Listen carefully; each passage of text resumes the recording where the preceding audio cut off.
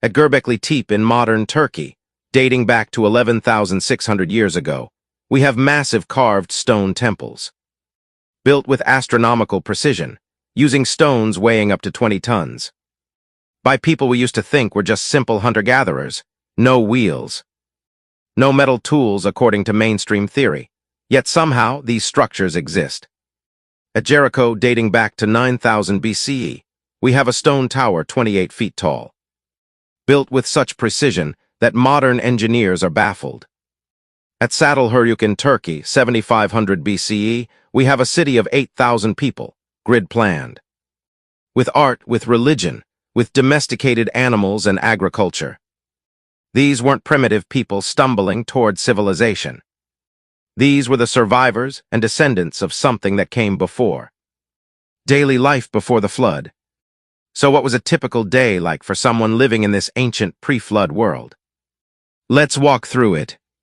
Based on archaeological evidence from pre-flood layers at Eridu, Ur, and other ancient Sumerian sites, we know daily life was surprisingly organized. People lived in multi-room mud brick homes. They cooked on clay hearths. They stored grain in sealed pottery. They wore woven linen clothing and used oils and cosmetics. Their diet was rich: wheat, barley, lentils, dates, figs, fish from the rivers, goat and sheep meat. They brewed beer, yes, beer as early as 4000 BCE. They had bakeries. They had markets. They traded over long distances. Obsidian from Anatolia has been found in Mesopotamia. Lapis lazuli from Afghanistan shows up in Sumerian tombs. These people had trade routes spanning thousands of miles. They worshipped in temples called ziggurats, stepped pyramid structures that reached toward the sky. Each city had its own patron deity. Religion wasn't separate from life, it was life. Children were educated. There were schools, actual schools, called edaba in Sumerian.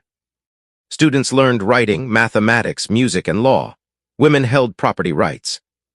Some ran businesses. Some served as priestesses with enormous social power. This was not a primitive world. This was a civilization.